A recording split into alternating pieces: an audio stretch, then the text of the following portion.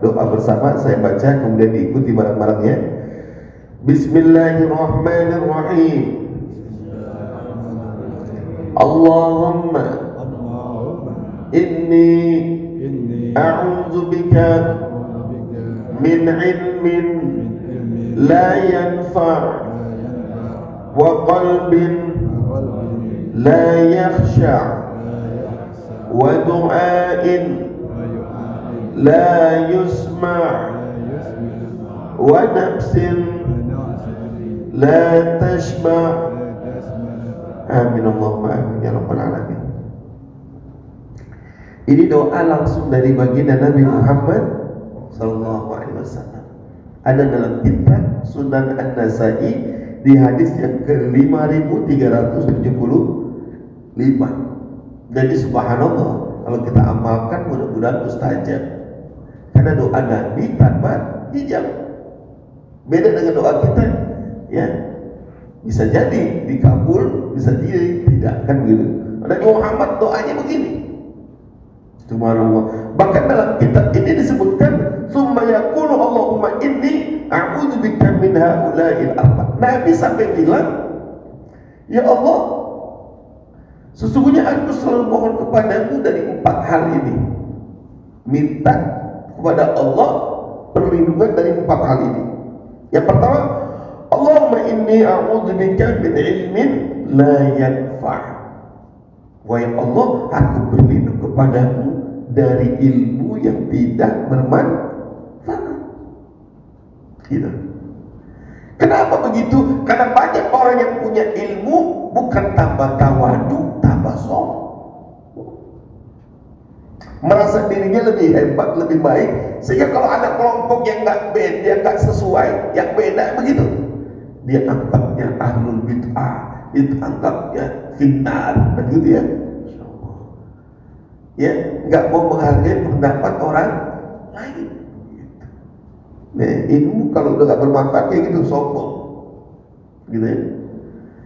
Harusnya orang yang berilmu itu seperti padi yang semakin tua dia semakin merunduk, semakin berisi, semakin merunduk, tawadu. Dan ilmu yang bermanfaat adalah ilmu yang menampilkan, mewujudkan amal soleh.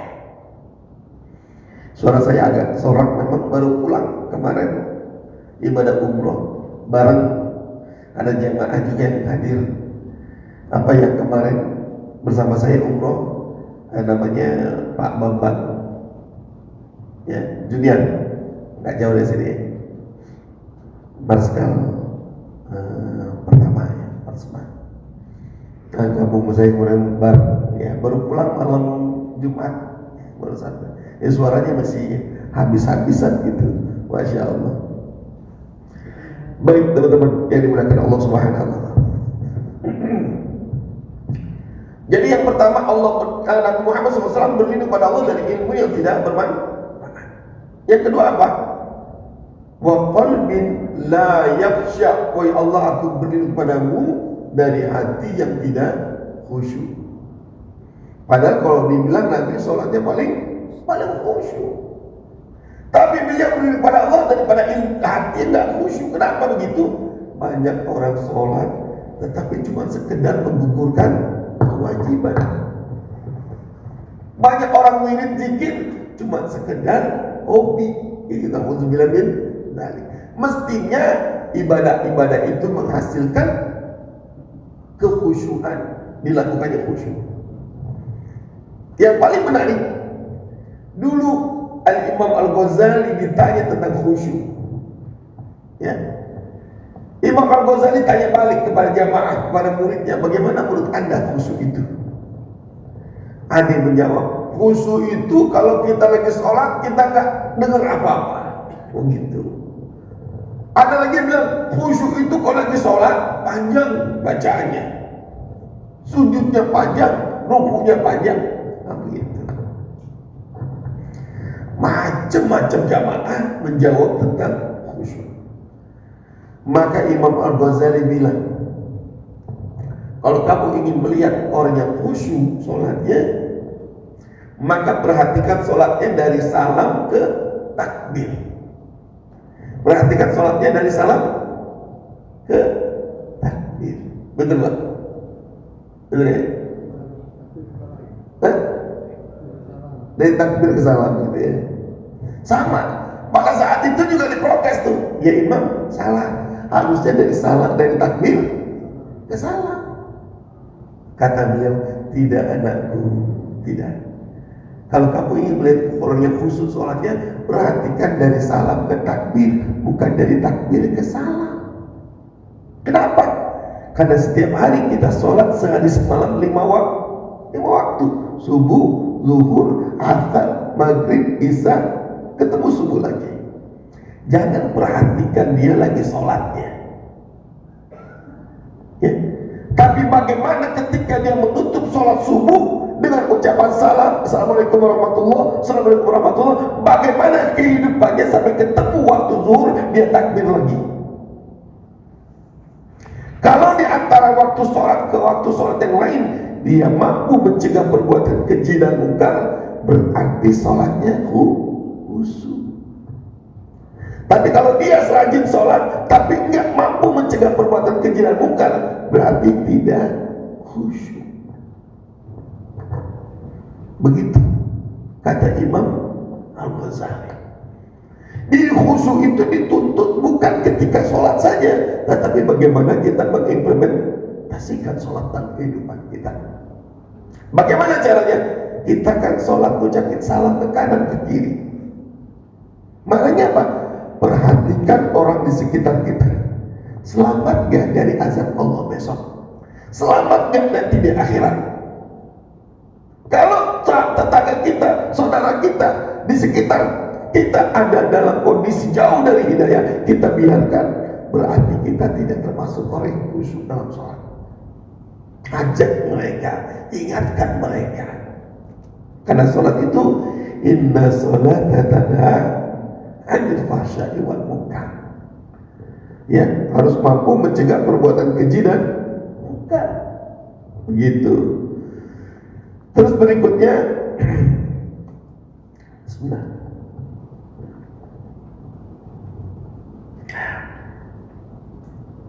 Nabi berlindung pada Allah, wa du'ain la yusma'.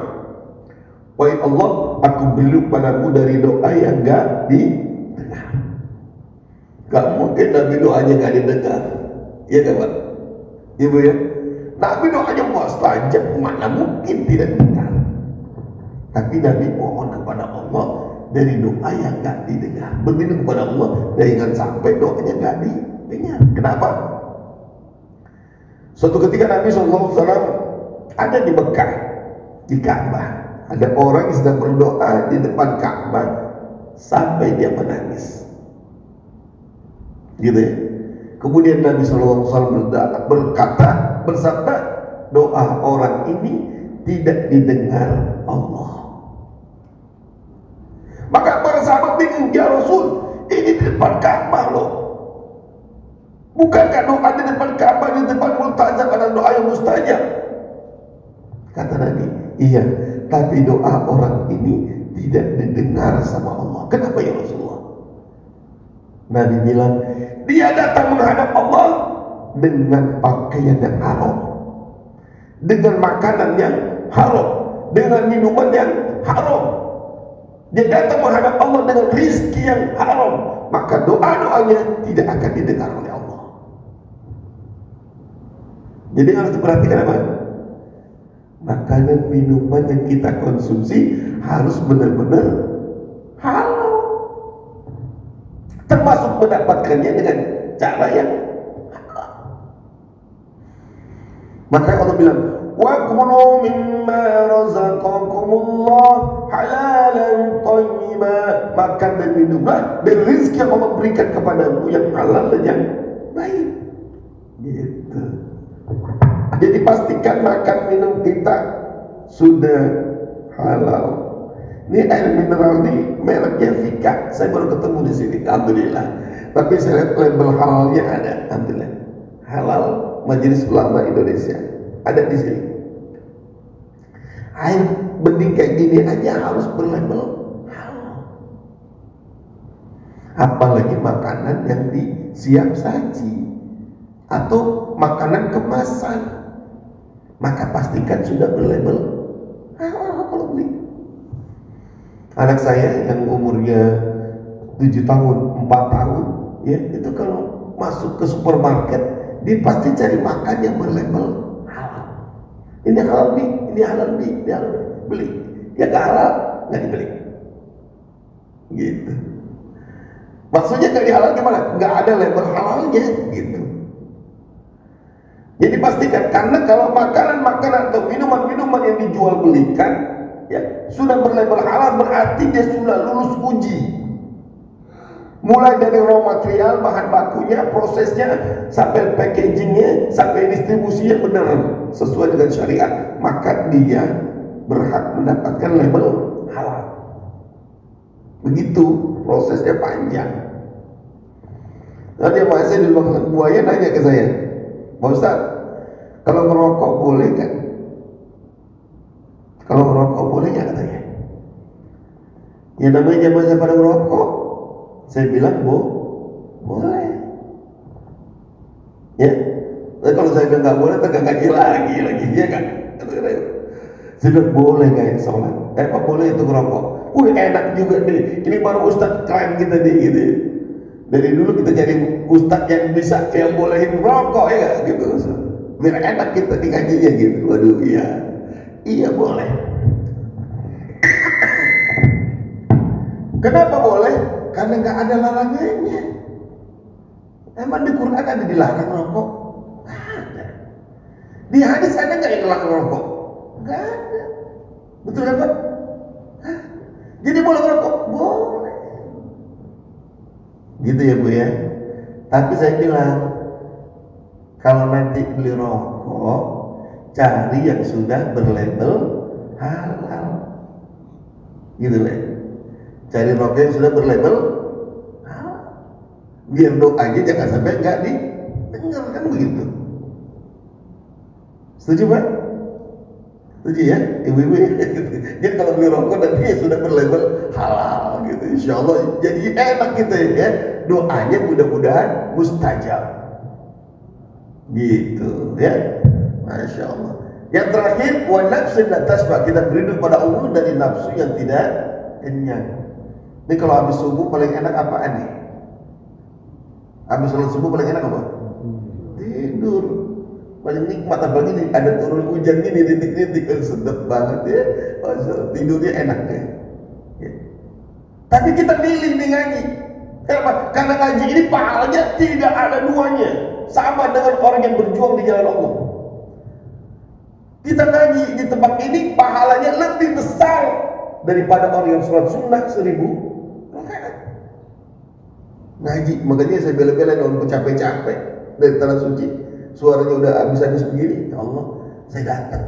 Rumah saya juga agak jauh, dari jam 3 saya udah bangun untuk datang ke tempat ini. Ya, tidurnya udah 12:30 kurang lebih ya. Hampir jam 12:30 lah saya tidur malam, katanya malam.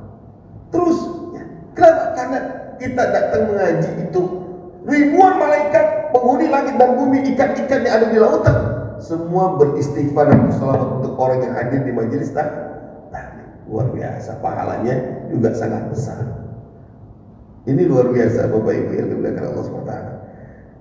Adapun ada orang yang gemar tidur subuh, ya, Nabi pernah mengatakan, kata Nabi apa?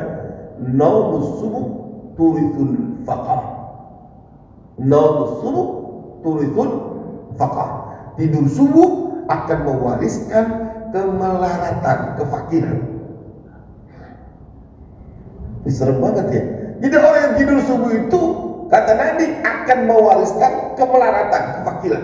Naumus subuh turithul faqah. Itu jamaah saya protes, Pak Ustadz, itu tetangga kita gak pernah sholat subuh, tidur mulu, subuh kaya aja deh, gak fakir. Nih hadis kayaknya kurang soeh nih, gitu. Dia pertanyakan hadisnya. Oke, kalau kamu pikir kekayaan itu selalu harta, enggak juga. Belakangan dokter menganalisa tidur subuh, gitu ya.